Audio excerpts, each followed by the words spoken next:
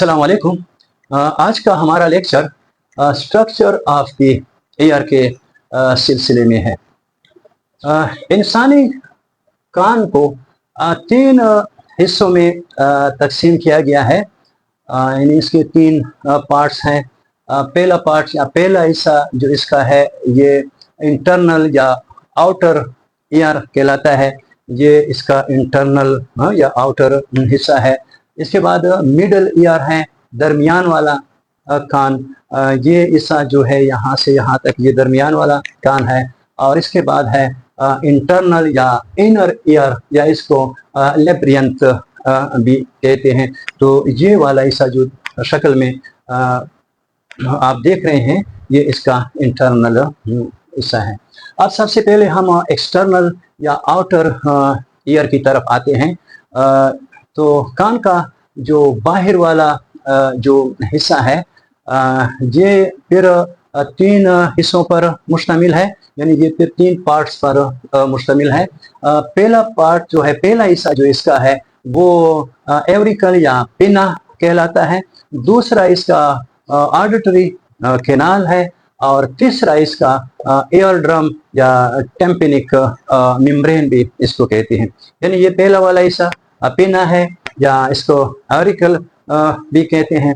दूसरा हिस्सा जो है इसका ये ऑडिटरी कैनाल है और ये तीसरा हिस्सा है जो गोल दायरा सब्ज रंग का नजर आ रहा है, ये इसकी एयर ड्रम है या इसको टेम्पेनिक मेम्ब्रेन कहते हैं। तो इसका जो बाहर वाला हिस्सा पिना, ये बाहर वाला हिस्सा होता है। बाहर वाला ये जो हिस्सा है ये इसका पिना कहलाता है। और फिर पिना जो होता है, फिर पिने के मुख्तलिफ हिस्से होते हैं, इसके मुख्तलिफ पार्ट होते हैं। इस मुख्तलिफ हिस्सों के अपने अलग अलग नाम है। इसमें पहला हिस्सा जो है ऊपर वाला ये जो है इसको हेलिक्स कहते हैं। ये हिस्सा जो है इसका ये हेलिक्स कहलाता है। दूसरा हिस्सा इसका लोब्यूल है। लोब्यूल जो नीचे वाला हिस्सा होता है कान का, ये वाला हिस्सा ये लोब्यूल कहलाता है। इसके बाद स्केपा है। स्केपा ये जो इसका हिस्सा है यहाँ पर पिना का ये वाला हिस्सा ये स्केपा कहलाता है। और स्केपा के बाद फिर ट्रायंगुलर फेसा है। ये हिस्सा यहाँ पर हेलिक्स के नीचे वाला ये ट्रायंगुलर फेसा फोसा कहलाता है। फोसा कहलाता है। इसके बाद एंटी हेलिक्स है। तो ये हेलिक्स है और इसका ऊपर यहाँ पर जो हिस्सा है जो ये एंटी हेलिक्स ये हिस्सा कहलाता है। और इसके हेलिक्स के बाद फिर कोंचा है। ये जो मसलन सुराख जो होता है कान का, इसका नीचे वाला ये जो हिस्सा होता है इसको कोंचा कहते हैं। तो ये पिने के मुख्तलिफ हिस्सों के नाम है। हेलिक्स है, स्केपा है, ट्रायंगुलर फोसा है और एंटी हेलिक्स है। फिर ये कोंचा है इसका और ये लोब्यूल वाला नीचे वाला जो ये वाला हिस्सा होता है कान का लोब्यूल कहलाता है।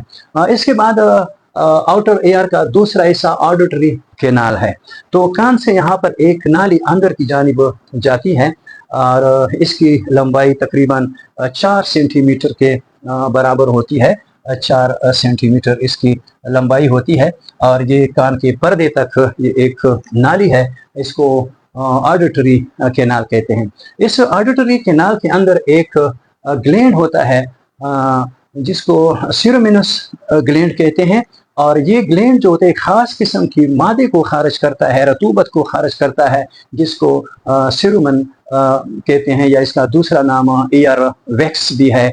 जो कान का जो गन होता है, कान के अंदर जो वैक्स बनता है, इसको ईयर वैक्स कहते हैं या सिरुमन का नाम दिया जाता है। तो यहाँ पर ये ग्लैंड होता है, कान के अंदर ग्लैंड्स होते हैं और ये ग्लैंड क्या करते हैं, ये ईयर वैक्स पैदा करता है। और इस ईयर वैक्स का फंक्शन ये है कि ये कान के अंदर गर्द वगैरह के जरे जब अंदर जाते हैं या कीड़े मकोड़े छोटे चुंटियाँ वगैरह होती हैं उसको ये इसमें पास जाते हैं और ये इसको आगे एयर ड्रम तक जाने नहीं देते।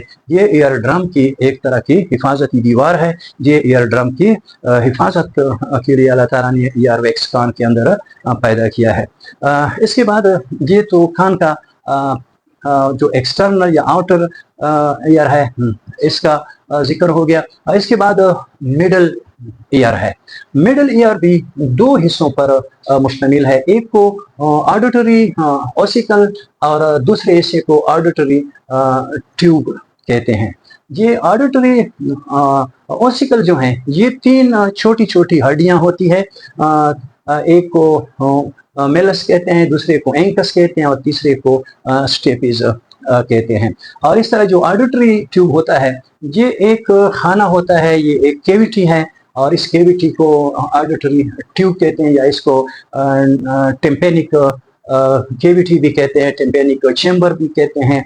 और इसमें से फिर एक क्या होती है, तो यहाँ पर ये हिस्सा जो है ये मिडल वाला हिस्सा है, मिडल ईयर कहलाता है। ये मिडल ईयर है ये वाला हिस्सा। तो ये इसकी ओसिकल्स हैं, ये तीन ओसिकल है यहाँ पर। एक ओसिकल ये है, इसके बाद ये दूसरा है और इसके बाद ये वाला जो है ये तीसरा है। ये जो ओसिकल पहला जो है हड्डी जो है इसको मेलियस कहते हैं। दूसरा जो इसकी जो हड्डी है ये एंकस कहलाता है और तीसरी जो हड्डी है इसको स्टेपिस कहते हैं। और ये भी याद रखें स्पेशल पॉइंट है, ये इंसानी बॉडी का सबसे छोटी हड्डी होती है। ये स्टेपिस जो होती है ये इंसानी हड्डियों में सबसे छोटी हड्डी ये स्टेपिस है। तो ये तीन हड्डियां हो गई हैं एक दूसरे के साथ, ये इस तरीके से जुड़ी होती हैं। इसके गिर्द एक केविटी होती है जिसको ऑडिटरी केविटी या टेम्पेनिक केविटी कहते हैं या ऑडिटरी क्या कहलाता है ट्यूब इसको कहते हैं। और इससे फिर एक ट्यूब निकलता है जिसको जस्टिकेन ट्यूब का नाम दिया जाता है। और ये ट्यूब जो होता है नीचे जो होता है ये नेजोफेरेंक्स कान के अंदर जो हिस्सा है, सारी नाक के अंदर वाला हिस्सा है नेजोफेरेंक्स। इस नेजोफेरेंक्स में ये डक्ट जो होता है ये उसमें ये खुलता है।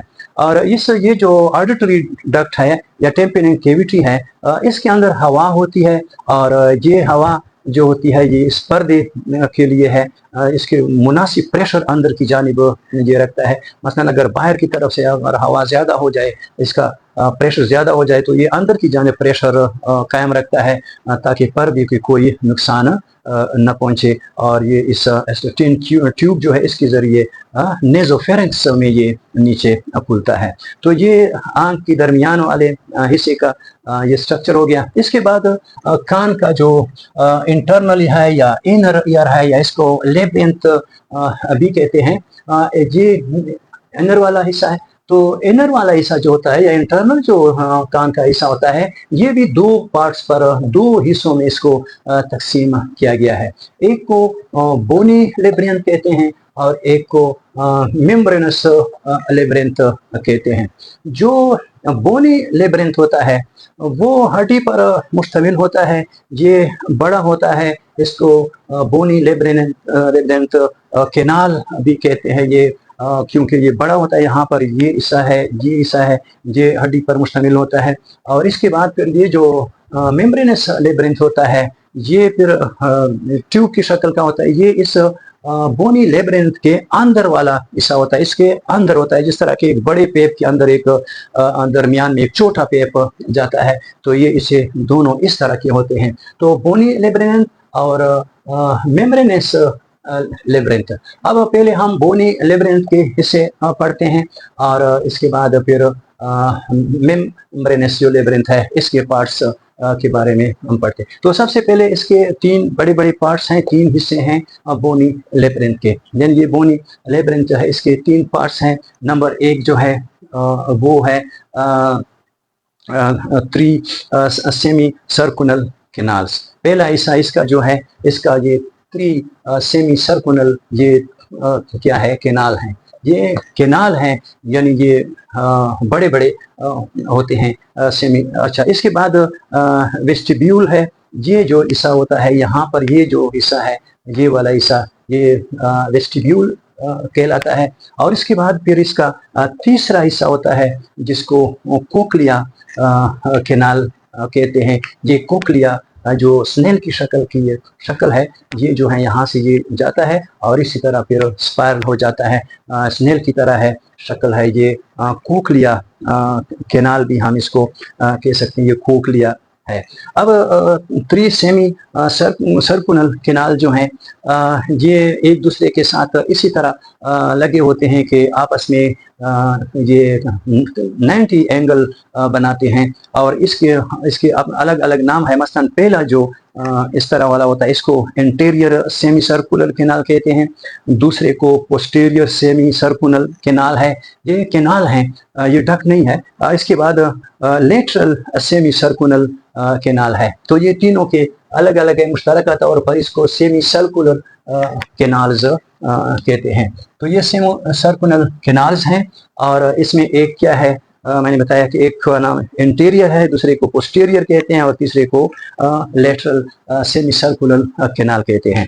इसके बाद इसका दूसरा हिस्सा है वेस्टिब्यूल। तो ये वेस्टिब्यूल है, ये वाला हिस्सा वेस्टिब्यूल कहलाता है। और इस वेस्टिब्यूल वाला हिस्सा जो होता है इसमें फिर दो केविटीज होती हैं। एक केविटी को यूट्रिकल कहते हैं, दूसरे केविटी को सेकुलस केविटी कहते हैं।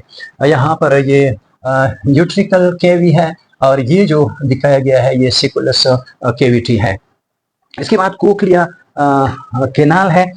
तो ये केनाल है, ये कोक्लिया केनाल। तो कोक्लिया जो है, कोक्लिया केनाल ये क्या है, इसके ये 3-4 पार्ट्स यहाँ पर दिए गए हैं। तो इसके अंदर वाला एक हिस्सा है स्केला वेस्टिबुला, दूसरा हिस्सा इसका स्केला टेम्पिनी है। और इस स्केला वेस्टिबुला है और स्केला टेम्पिनी है। इन दोनों के अंदर एक माया भरा होता है और इस माया का नाम है पेरीलेम्फ माया, इसको कहते हैं। इसके बाद इसका एक और हिस्सा इसको स्केला मेडिया कहते हैं, स्केला मेडिया। और इसके अंदर जो होता है एंडोलैम्फिम जो लिक्विड होता है वो भरा हुआ होता है। और इसका फिर आखिरी वाला हिस्सा, चलो इसका जिक्र इसके साथ फिर हम करेंगे। अच्छा, तो ये जो लेबरेंथ हड्डी पर ये मुश्तमिल होता है, एक हड्डी है इस पर ये केनाल मुश्तमिल होता है। और ये क्या होता है, इस तरह स्पायरल होता है, यानी स्नेल की तरह इसका शक्ल होता है। तो ये जो चौड़ा हिस्सा है और इसके अंदर ये जो क्या है, ये वेस्टिब्यूल है और ये इसके जो इसे हैं। अच्छा, इसके बाद जो इसका दूसरा मेम्ब्रेनस लेबरेंथ जो होता है, तो मेम्ब्रेनस लेबरेंथ ये इस जो बोनी लेबरेंथ यानी जो ये हड्डी पर बाहर की तरफ से क्या होता है, मुश्तमिल होता है, इसलिए इसको बोनी लेबरेंथ का नाम दिया गया। इसके अंदर एक ट्यूब होती है जो कि मेम्ब्रेनस लेबरेंथ वो कहलाता है। और ये जो लेबरेंथ होता है ये क्या मुश्तमिल होता है, कोक्लियर डक्ट पर। ये दरमियान वाला जो अब ये है, ये तो कोक्लियर केनाल था और कोक्लियर केनाल के अंदर ये कोक्लियर क्या है, डक्ट है। और इस कोक्लियर डक्ट जो होता है, इसके मैंने आपको बताया कि इसके अंदर जो माया होता है इसको एंडोलैम्फ लिक्विड कहते हैं। तो इसके ये हिस्से होते हैं, ये मेम्ब्रेनस लेबरेंथ। इसके भी जिस तरह इसकी 3 पार्ट्स हैं, ये वाला, ये वाला, ये वाला, इसकी बाहर क्या है, हड्डी है। और फिर इसके अंदर यानी तीनों के अंदर फिर क्या होते हैं, एक ट्यूब होता है, ट्यूब होते हैं। और वो ये कोक्लिया डक्ट कहलाता है। ये जो कोक्लिया नाली होती है, कोक्लिया डक्ट। दूसरे को ये सेमी सर्कुलर, इसके अंदर सेमी सर्कुलर केनाल के अंदर फिर सेमी सर्कुलर डक्ट होते हैं, इसके अंदर फिर ये डक्ट होते हैं। और इसके बाद फिर ये यूट्रिकल है, ये यूट्रिकल है। और इस तरह क्या है, स्केपुला है। और ये तो कोक्लिया डक्ट जो इसी तरह क्या होता है, स्नेल की तरह होता है। अब ये डक्ट जो होता है, यहाँ पर हमने ये लिखा है आर्गन ऑफ कोर्टी। ये हमें यहाँ पर लिखना चाहिए, ये आर्गन ऑफ कोर्टी। ये आर्गन ऑफ कोर्टी जो होता है, ये इस कोक्लिया का जो आखिरी हिस्सा होता है, यहाँ पर इसको क्या नाम दिया गया है, आर्गन ऑफ कोर्टी। ये बहुत से बहुत से मुख्तलिफ किस्मों की सेल्स पर ये मुश्तमिल होता है। ये कोक्लियर डक्ट जो है, इसके अंदर फिर 3 किस्म की नालियाँ हैं, 3 हिस्से हैं, फिर मुख्तलिफ किस्म के इसके अंदर पर्दे हैं, फिर इसके अंदर मुख्तलिफ किस्म के सेल्स होते हैं, ये मुख्तलिफ किस्म की। ये पूरा यहाँ पर एक कम्प्लेक्स होता है, पेचीदा सा सिस्टम है, जो आखिर में ये आर्गन ऑफ कोटरी। और फिर ये दोनों यहाँ पर ये नर्व आके हैं, ये एक नर्व है और ये दूसरा नर्व कहलाता है। ये सेमी सर्कुलर की तरफ ये नर्व जाता है, ये नर्व, और ये दूसरा नर्व जो होता है ये कोक्लिया की तरफ आता है। और ये ऊपर वाला नर्व ये वेस्टिब्यूल और ये सेमी सर्कुलर जो डक्ट होते हैं इसकी तरफ ये जाता है। और ये जो है ये कोक्लिया की जो डक्ट है या यहाँ पर जो आर्गन ऑफ कोर्टी है इसकी तरफ ये डक्ट आता है।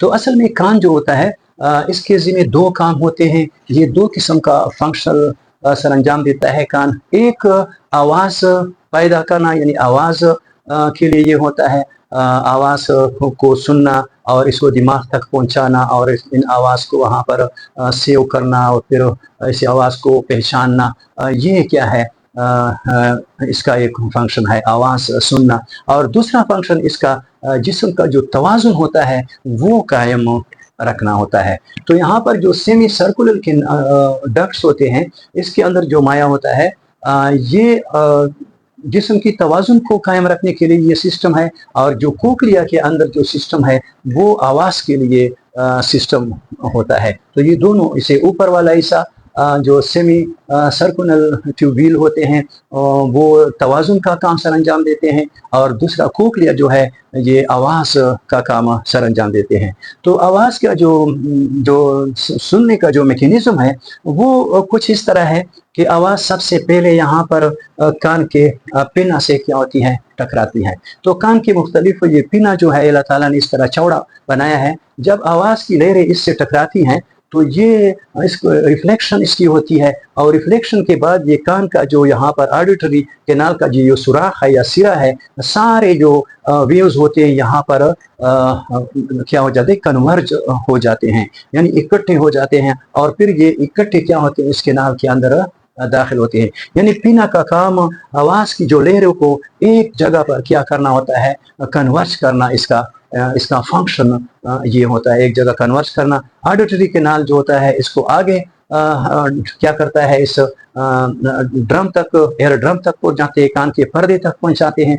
कान का पर्दा जब क्या होता है वो वाइब्रेट होता है, तो इसके वाइब्रेशन से ये जो कान की ये मेलिस वाली हड्डी है ये वाइब्रेट हो जाती है, इसके वाइब्रेशन से इंकस वाइब्रेट हो जाती है, इंकस के वाइब्रेशन से ये स्टेपिस वाइब्रेट हो जाती है, स्टेपिस के वाइब्रेशन से यहाँ पर ओल कैविटी होती है, ये जो कोक्लियर डक्ट है, कोक्लियर डक्ट यहाँ पर इसके सिरे पर ओवल कैविटी है। तो ये जब इस ओवल कैविटी में यहाँ पर जो लिक्विड होता है, माया भरा होता है, एंडोल्फियम माया है, वो इसको क्या करती है, वो इसको मुर्तइश करती है, इसको वाइब्रेट करती है, और इसके वाइब्रेशन से ये वाइब्रेशन इस लिक्विड के अंदर से होता हुआ यहाँ पर मैंने आपको बताया कि यहाँ पर एक पूरा एक सेल का सिस्टम है जिसको आर्गन ऑफ कोर्टी कहते हैं। तो ये मुख्तलिफ किस्म के ये क्या है, यहाँ पर एक छोटा सा एक सेल, यहाँ पर एक इस किस्म का एक सेल नहीं होता, मुख्तलिफ किस्म के हेयर सेल होते हैं या और किस्म के सेल होते हैं। यहाँ पर मुख्तलिफ किस्म की ब्रेन होती है और हर एक अलग अलग क्या है फंक्शन है, काम है। तो यहाँ पर मुख्तसरन एक सेल दिखाया गया है, इसको हेयर सेल कहते हैं। ये इसका सिरोसिलिया इसा कहलाता है, और ये नीचे इसका न्यूरॉन वाला टर्मिनल है, न्यूरॉन, इसके साथ न्यूरॉन टच होते हैं, और ये सेल है जो हेयर सेल कहलाता है। इसके जब ये माया वाइब्रेट होता है इसके अंदर, और माया जब वाइब्रेट होता है तो इसके साथ ये सेल के जो हेयर सेल को मुश्तमिल होता है, ये हेयर भी वो क्या होते हैं, वो भी वाइब्रेट होते हैं, और इस वाइब्रेशन के जरिए यहाँ पर जो मैकेनिकल एनर्जी होती है वो इलेक्ट्रिकल इम्पल्स में क्या हो जाती है, तब्दील हो जाती है, और फिर इस न्यूरॉन टर्मिनल के जरिए ये इस न्यूरॉन जो यहाँ पर होता है, ये न्यूरॉन जो कोक्लिया से की तरफ आता है, इस न्यूरॉन के जरिए ये ब्रेन तक वो क्या करते हैं, इलेक्ट्रिकल इम्पल्स को पहुंचा देते हैं। ब्रेन वहां पर फिर आवाज का मुख्तलिफ प्रोसेस से गुजर कर वो बताती है कि किसका आवाज है, और ये वो सब इसी के मुताबिक